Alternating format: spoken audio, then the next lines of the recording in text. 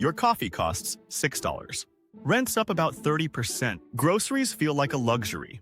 And somehow, you're still being told inflation is under control. So, what happened? Hey, this is Coinrad, and today we're unpacking why the cost of living has gone off the rails. From pandemic shocks to corporate markups, we'll break down the real reasons you feel poorer. Even if the economy says you're doing fine. Let's get into it. Reason number 1. COVID broke everything. Briefly, but badly.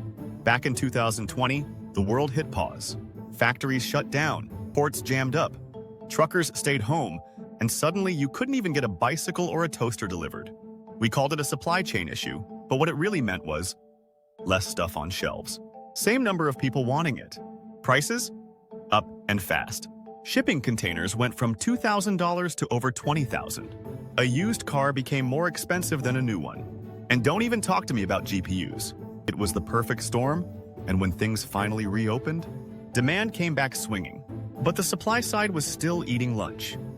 Reason number 2. Governments injected trillions into the economy. When COVID hit, governments around the world opened the money taps like never before. In the US alone, $5 trillion in stimulus spending. Direct checks, business support, extra unemployment. Central banks dropped interest rates to 0 and started buying up debt like it was on clearance. So you had lots of cash, low interest rates, not enough stuff to buy.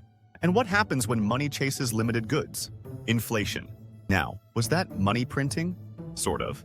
It's not Zimbabwe-style printing presses, but it did flood the economy with liquidity. And when that much money sloshes around, prices float up, including for things not directly affected by shortages. Reason number 3. Corporations cashed in. Here's where it gets spicy. While prices were going up, so were corporate profits. Many companies used inflation as cover to raise prices beyond their actual costs. And no, that's not just conspiracy talk. In 2021 to 2022, corporate profits in the US hit a 70-year high. That's not normal. That's let's quietly mark up the cereal box by 20% levels of profit. This phenomenon? Economists call it greedflation. I call it capitalism doing what it does when nobody's watching. Companies figured, if everyone's expecting higher prices, why not throw in a little extra for the shareholders? Reason number 4. Wages didn't keep up. You might have gotten a raise. But chances are it wasn't enough to outpace inflation. And if your landlord's raise was inspired by the housing market, well, good luck. Here's the rough math in the US.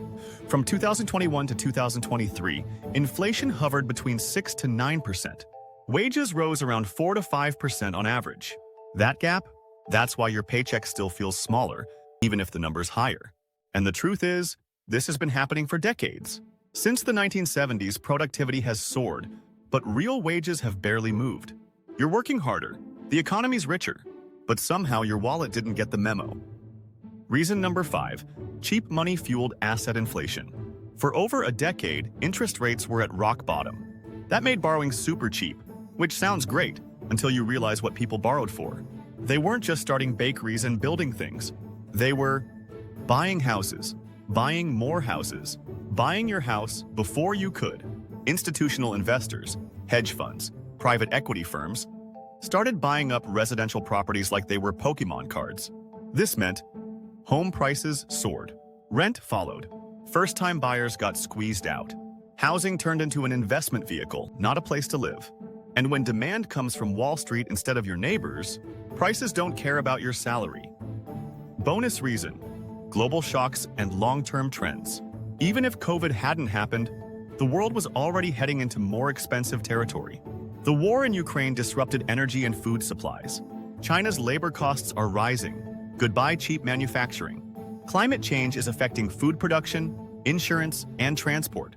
And deglobalization means countries are reshoring production, which is safer, but more expensive. In other words, the era of cheap everything might be coming to a close. And it's not just the US feeling the squeeze. This is a global phenomenon. In the UK, grocery prices rose more than 25% between 2021 and 2023. In Germany, inflation hit its highest level since the early 1950s. Across Latin America, essentials like cooking oil and fuel saw price hikes that pushed millions into poverty.